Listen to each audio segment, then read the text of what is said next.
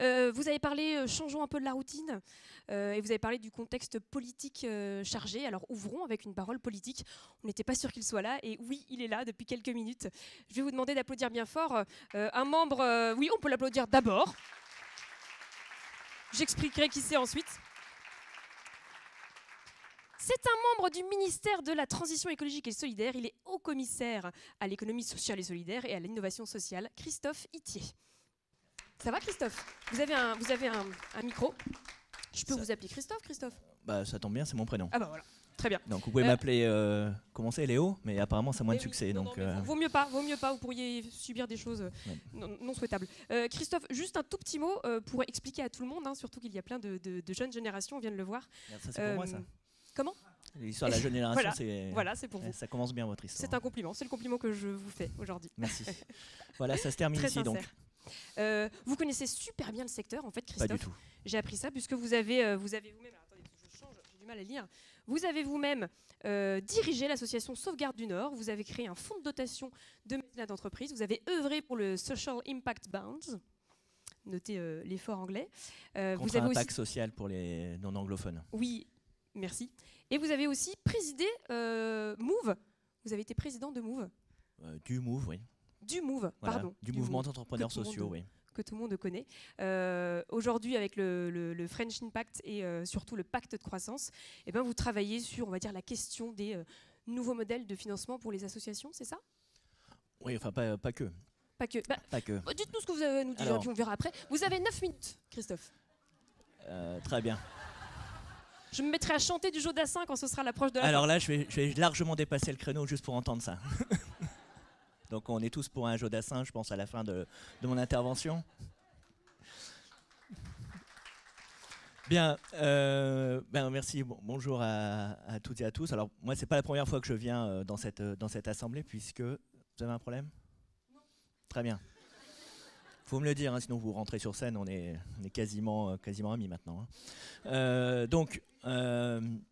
Moi, c'est pas la première fois effectivement que je viens ici, puisque j'étais parmi vous les autres années, donc il a fallu que je fasse des pieds et des mains pour arriver enfin sur cette scène, pour arriver dans un gouvernement, pour avoir le droit de m'adresser à vous. Tout ça pour vous dire, d'abord, je suis ravi d'être ici, même si je sais que le contexte est un peu morose, et même carrément morose lié à la réforme de l'ISF, pour vous donner un peu de visibilité sur ce qui relève de mon champ d'activité, et donc des perspectives que nous souhaitons tracer sur cette économie sociale et solidaire, dont certains sont soit des partenaires, soit des représentants, et puis par ailleurs sur l'innovation sociale qui est beaucoup plus large encore que l'économie sociale et solidaire, tout ça en 9 minutes 30 pour avoir le droit à un petit scopiton à la fin. Très bien. Je me concentrerai plutôt sur les paroles et les couplets des chansons plutôt que sur le chronomètre. Donc sur en gros deux grandes priorités. Premièrement, un pacte de croissance de l'économie sociale et solidaire que nous allons sortir sans doute plutôt à la rentrée, puisque là, Coupe du Monde, Tour de France, je pense que même l'économie sociale et solidaire ne passera pas la barre, le plafond de verre médiatique. Donc nous allons sortir ça en septembre. Ça consiste en quoi? À s'attaquer à 5 piliers. En fait, quand on parle de mécénat, quand on parle d'économie sociale et solidaire, souvent on a des combats particuliers qui sur la finance solidaire, qui sur la commande publique, qui sur la réglementation, qui sur la fiscalité. Et là, cette fois-ci, on a décidé de mettre l'ensemble des sujets sur la table pour offrir une stratégie à 5 ou 10 ans, pour vous donner à vous aussi, fundraiser, une lisibilité sur ce que sera l'écosystème, l'environnement réglementaire, fiscal, législatif et public de cette économie, pour que vous puissiez travailler en plus grande sérénité et avec plus d'efficacité. Donc on va s'attaquer à 5 piliers. Premièrement, celui de la lisibilité de ce secteur. Tout le monde connaît des associations, des fondations, des mutuelles, des coopératives. Par contre, aujourd'hui, même si vous êtes des professionnels, dans le grand public, sur les décideurs publics, les décideurs économiques, cette économie est encore peu reconnue, même si elle pèse 10% du PIB, 2,5 millions de salariés. Et donc nous allons travailler à faire en sorte que dans les politiques publiques, et d'ailleurs ça rejoint directement la question de la réforme de l'ISF, où en fait les impacts sont évalués a posteriori et non de manière anticipée. Et donc nous allons faire en sorte que dès lors que nous avons le législateur ou le gouvernement pense une réforme pouvant impacter cette économie, nous puissions avoir un impact préalable estimé de chaque loi, de chaque réglementation, pour qu'enfin on puisse avoir de la lisibilité et qu'on puisse anticiper les impacts sur ce sujet. Donc, premier pilier, c'est la promotion de ce secteur, le rendre plus visible. Donc nous allons mettre en place toute une série de communications assez ambitieuses sur le sujet, et puis faire en sorte aussi que ces politiques soient mieux reconnues dans l'ensemble des politiques publiques de ce gouvernement et dans les collectivités. Deuxième sujet, c'est les leviers de croissance. Ce sont les leviers de croissance, donc qu'il s'agisse de commandes publiques, de leviers réglementaires, de leviers fiscaux. Nous allons travailler un pacte fiscal au sein de ce pacte de croissance, qui va notamment essayer de booster le mécénat des TPE, des PME, qui aujourd'hui est très vite plafonné. C'est un sujet qui est débattu ici même, je pense, mais aussi à l'ADMICAL et au Centre français des fonds et des fondations, dans toutes les instances. On sait très bien qu'on a un potentiel de mécénat mobilisable dans les entreprises qui aujourd'hui est sous-exploité, lié notamment à ce plafond des 0,5% du chiffre d'affaires. Travailler aussi sur l'extension, là c'est un combat que j'essaie de mener, des capacités de mécénat sur des entreprises sociales, puisque vous savez que désormais dans la loi 2014, des entreprises sociales d'intérêt général peuvent être labellisées ESS, et donc pourquoi ces entreprises ne peuvent pas, au moins dans les premières années de leur vie, bénéficier du soutien en matière fiscale. Et puis nous allons travailler aussi sur la commande publique, sur la finance solidaire, et puis également sur l'innovation sociale. Là aussi, un certain nombre de dispositifs, des crédits d'impôt recherche notamment, des statuts fiscaux réglementaires propres à l'innovation technologique ne sont pas aujourd'hui accessibles à ceux qui innovent sur le plan social. Et donc ça, nous allons y travailler pour à la fois sur le plan réglementaire ouvrir ces dispositifs à l'ensemble de l'économie de l'intérêt général, et puis faire en sorte aussi, grâce à ce qu'on appelle des gatekeepers, donc moi aussi je peux faire un peu d'anglicisme, c'est les deux seuls mots que j'entends en anglais, donc grâce à des dispositifs qui vont permettre aux associations, aux entreprises de l'ESS d'aller vers ces dispositifs de manière beaucoup plus efficace. Travailler sur l'emploi, quelles sont les filières d'emploi d'avenir. Aujourd'hui, on est bien incapable de le dire en matière d'économie sociale et solidaire. On a quelques intuitions, mais pas de données objectives. Et puis enfin, travailler sur l'international et l'Europe pour là aussi porter la voix de la France sur le sujet de l'économie sociale, de l'innovation sociale à l'Europe et à l'international. Et donc nous allons très prochainement, puisque c'est dès septembre prochain, monter ce qu'on appelle un side event, donc deuxième anglicisme, un side event en marge de l'Assemblée générale de l'ONU pour porter l'innovation sociale comme un des leviers de transformation de nos sociétés, et puis monter lors de la prochaine année 2019, puisque la présidence, le G7, sera présidée par la France, de monter un sommet international sur l'innovation sociale. Donc, notre projet, c'est vraiment de sortir cette économie sociale et solidaire de l'entre-soi, de l'ouvrir vraiment et d'en faire vraiment, de la faire mieux appréhender par nos concitoyens, par les décideurs publics comme les décideurs économiques, qui devraient vous donner un terrain un peu plus favorable pour lever des fonds, et notamment si nous vous donnons un peu plus de visibilité et de sécurité et de levier sur le plan fiscal. Et puis, donc ça, c'est le premier volet. Là, je suis à 8 minutes. C'est bon ? Très bien. J'entends déjà la musique. J'entends déjà la musique de l'été indien. Donc premier volet, ce pacte de croissance qui va pour la première fois donner à 5 à 10 ans une visibilité de développement pour ce champ. Et puis deuxième axe de ma feuille de route, c'est ce que nous avons lancé en début d'année et qui a connu un premier événement un peu assez remarqué la semaine dernière, ou il y a 15 jours, ce qui s'appelle le French Impact, qui est cette bannière de l'innovation sociale que nous avons lancée. Alors pourquoi cet anglicisme ? Parce que d'abord, on veut vraiment coller à ce qui a été développé au niveau de la French Tech. Il y a cela 5 à 10 ans, l'économie du digital, de la tech était passée là aussi sur les radars des politiques publiques et des décideurs économiques. Le fait de lancer la French Tech, a créé cette bannière, a créé cette dynamique, fait qu'aujourd'hui, c'est un talent reconnu et une expertise, une compétence reconnue de notre économie française. Et bien de la même façon, ce French Impact, c'est de dire qu'à côté de la French Tech, il y a désormais cette filière qui est celle de l'innovation sociale, de manière ouverte. C'est-à-dire qu'à la fois, il y a les entreprises de l'ESS, mais il y a aussi les investisseurs, les accompagnateurs, vous-même qui participez à la consolidation de cet écosystème, qui pouvez faire partie de cette bannière. Donc allez sur Internet et signez le manifeste. Vous verrez, c'est quelques principes brièvement énoncés pour permettre d'être dans cette communauté et que nous puissions l'animer. Alors, ce n'est pas uniquement une communauté, c'est aussi un dispositif qui vise à accélérer la croissance et le développement des entreprises sur plusieurs axes. Un, sur l'aspect financier, avec l'objectif de lever 1 milliard d'euros de fonds publics et privés sur la durée du quinquennat. Donc là, on compte aussi sur vous pour être des agents, des ambassadeurs de cette ambition. 1 milliard d'euros sur deux éléments, deux moments essentiels de la croissance des entreprises de l'économie sociale et solidaire. L'amorçage, j'ai une idée, je veux créer mon entreprise. Aujourd'hui, c'est compliqué parce que je n'ai pas les outils financiers pour développer mon entreprise. Donc nous allons créer et nous allons lancer dès cette année un premier fonds d'amorçage d'une 50aine de millions d'euros qui va viser plutôt les petites structures de moins de 3 ans d'existence et moins de 300 000 euros de budget. Donc travailler sur ces modèles vraiment de micro-entreprises et de projets.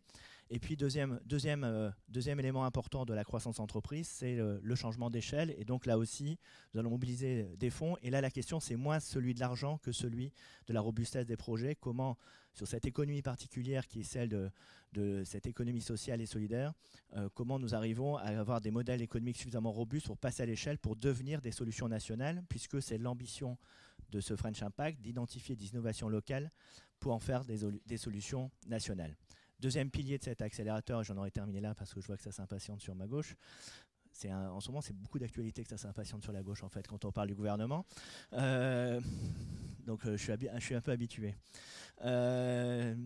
Donc, sur le deuxième volet, c'est le volet réglementaire. Tous ceux qui innovent, et vous devez, en étant en contact avec des entrepreneurs, des associations, dès lors que l'on porte un projet innovant, par définition, on ne rentre pas dans les cases, il faut faire bouger des lignes, prenez la métaphore que vous souhaitez, mais c'est extrêmement compliqué et parfois on place plus de temps à dénouer ces aspects réglementaires ou de complexité administrative qu'à lever de l'argent.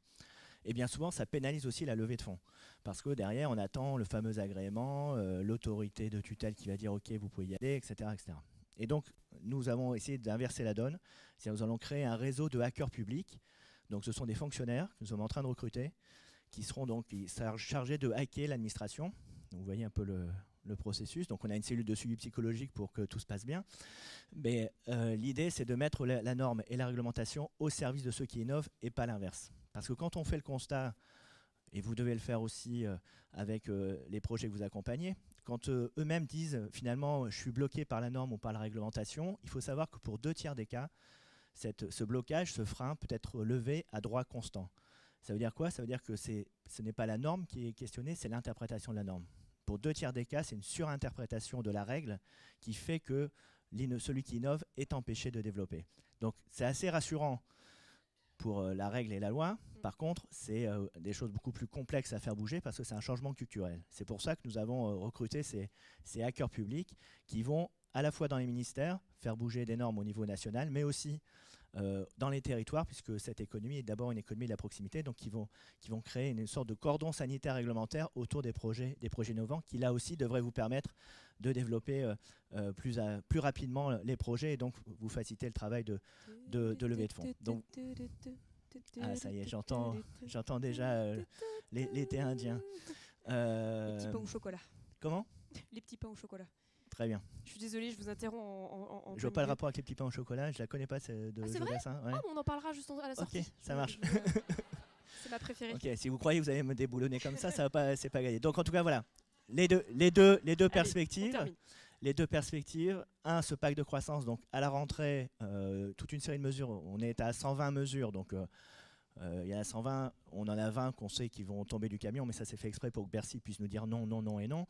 Donc on sait ce on veut passer. En tout cas, il y a une centaine de mesures qui seront constitutives de ce pacte de croissance qui va donner de la visibilité à tous les acteurs, dont vous, sur les leviers de croissance de ces entreprises, donc des levées de fonds, et de ce French Impact qui est dans une ambition nationale qui va connaître une prochaine étape, qui a connu une étape importante la semaine dernière. Donc je l'ai dit, 10 ministres étaient présents pour parrainer les pionniers du French Impact. Donc c'est la première fois que 10 ministres, la moitié du gouvernement, gouvernement était présent pour cette économie sociale et solidaire. Donc ça veut dire qu'il y a un vrai portage interministériel et gouvernemental sur ce sujet. Et puis 2, nous allons lancer l'appel au territoire dès le début du mois de juillet pour que nous puissions labelliser à partir de septembre-octobre les territoires partout en France. Donc voilà un peu ce que je voulais vous dire aujourd'hui, sous la chaleur des tropiques, parce que c'est l'été indien, mais là par contre il fait déjà extrêmement chaud. Donc je vous remercie beaucoup. Je vous souhaite un bon séminaire. Et puis je vous dis, donc rendez-vous peut-être à la rentrée sous des formats divers et variés pour vous présenter très concrètement ce que sera le pacte de croissance. Merci. Tout le monde l'espère. Juste une petite question, on vient de m'informer d'une question qu'on voulait vous poser. Bonjour, je suis le docteur Jean-François Chambon, je vais parler juste après. Alors comme vous m'avez pris 2 minutes sur mon temps d'après, je me permets de vous poser une question. Là, vous risquez d'en avoir 4 mois. Mais je vous ai écouté attentivement et franchement, je vous remercie de toute cette annonce de programme. Cela étant dit, il y a une expression anglaise, je vais la dire en français, mais j'ai compris que vous n'aimiez pas les anglicismes, qui dit « Messieurs, j'ai l'impression que nous sommes en train de ranger les chaises sur le pont du Titanic. » Et là, ce que vous nous avez fait, c'est ranger les chaises sur le pont du Titanic. Parce que là, vous avez des héros du quotidien, c'est ça ? Vous avez des gens extrêmement inquiets parce que le cadre fiscal a tellement changé, et ce n'est pas que l'ISF, qu'on ne sait même pas ni ce que va être notre collègue cette année, ni ce qu'elle va être l'année prochaine, et peut-être pas ce qu'elle va être en 2020. Vous avez une fragilisation globale du secteur massive, quelles que soient les structures. Et on a l'impression que tout ça a été fait avec une absence totale, ne serait-ce que d'analyse de l'impact, sauf peut-être dans des bureaux à Bercy. Donc là, vous représentez le gouvernement, je sais à peu près comment ça fonctionne, ou des fois comment ça ne fonctionne pas, mais je sais que ce n'est pas directement dans votre responsabilité, je le comprends. Mais là, nous, on a un besoin urgent de visibilité. Vous parlez de visibilité. On n'a même pas de visibilité pour notre collecte là, à la fin juin. Donc, c'est ça l'urgence. Et là, il faut qu'on ait des réponses. Alors peut-être vous ne pouvez pas nous en donner aujourd'hui, mais ce qui nous intéresserait tous, ça j'en suis sûr, c'est que vous puissiez nous éclairer un peu, non pas les années qui viennent et le futur G7, mais les semaines qui viennent. Alors,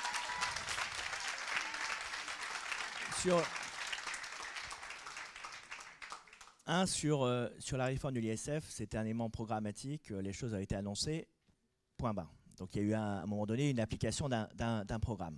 Deuxième sujet, c'est ce que j'ai dit tout à l'heure, c'est qu'aujourd'hui, et ça a été vrai du CICE, c'est vrai de toutes les mesures fiscales et réglementaires, aujourd'hui, encore aujourd'hui, dès lors que l'on touche à des politiques de croissance, d'emploi, de fiscalité, les impacts sur le secteur de l'économie sociale et solidaire qui relève de mon champ, ou plus largement de cette économie d'intérêt général, n'est pas du tout estimé.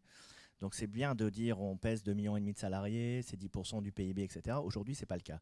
Donc mon job à moi, c'est d'installer de manière pérenne une structure gouvernementale qui va permettre d'évaluer cet impact. C'est quoi? C'est un comité interministériel qui se réunit tous les ans à l'initiative du Premier ministre pour que toutes les politiques publiques soient passées au crible de l'impact sur l'économie de l'intérêt général, si je veux faire clair. C'est à la création de référents dans tous les ministères sur cette économie pour qu'on puisse travailler en amont les lois, les réglementations fiscales. Donc ça, c'est les solutions structurelles. Deuxième sujet, c'est en gros, là, dans les prochains mois, au PLF, au projet de loi des finances 2019, ça c'est un combat que nous sommes en train de mener. Moi, j'essaie de mener un certain nombre de combats pour avoir des mesures qui compensent l'impact d'un certain nombre de mesures qui ont été prises en début de ce quinquennat, réforme de l'ISF. Si je parle du champ que je couvre, c'est la suppression de la réserve parlementaire, dont personne ne conteste les raisons pour lesquelles ça a été supprimé, qui par contre déséquilibre fortement une partie de l'écosystème dont j'ai la responsabilité. Et je pourrais vous en citer les emplois aidés, etc. etc. Bref, moi, mon job, là aujourd'hui, c'est d'essayer de trouver les moyens de compenser cette déstabilisation que je ne nie pas, et de trouver surtout les moyens structurels pour faire en sorte que ce qui sont vos combats aujourd'hui, qui étaient les miens hier quand j'étais de ce côté-ci, qui étaient ceux, encore une fois, du CICE, du CITS, pour ceux qui ont mené ce combat sur ce crédit d'impôt, que ça soit des combats qui soient menés en amont. C'est pour ça que ce pacte de croissance, cette stratégie à 5 ans, c'est vraiment de donner de la visibilité à 5 ans, voire à 10 ans, sur ce que seront les éléments, le cadre réglementaire conventionnel, fiscal des entreprises ou des structures que vous avez en partenaire ou en client en matière de levée de fonds. Donc ça, c'est mon métier. Après, sur la dimension G7, etc., je suis désolé. Mais si demain, nous vous amenons des grands patrons d'entreprises autour de cette économie, ça va vous aider aussi à faire votre travail. Donc je pense que sur ce champ-là, il n'y a pas deux combats à mener.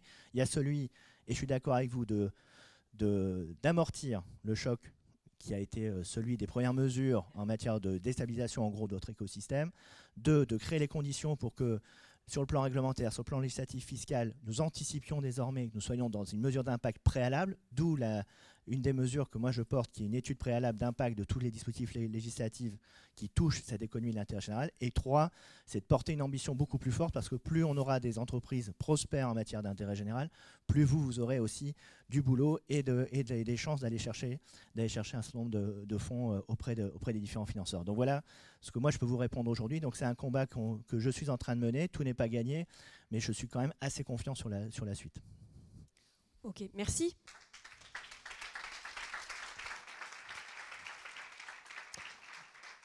Vous restez avec nous un peu là, au cas où des gens aient envie d'aller vous poser des questions. Je sais pas, C'est toujours aussi sympathique, oui. Hein. Ah, bah c'est une bonne nouvelle, donc allez le voir. Moi, j'attends surtout Jodassin, là. En privé, Christophe. Merci beaucoup.